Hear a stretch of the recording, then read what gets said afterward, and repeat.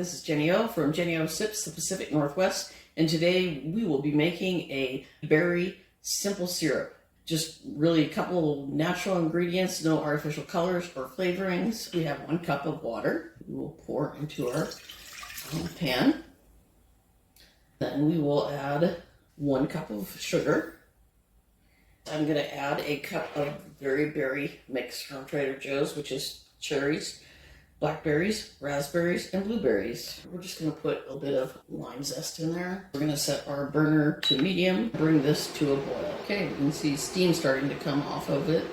We brought it to a boil, and now we've pulled it off of the heat. So I'm going to pop the berries. Okay, we've done that. We're going to let this steep for 15 minutes. It's time to assemble the sauce. I've had it steeping for at least 15 minutes now.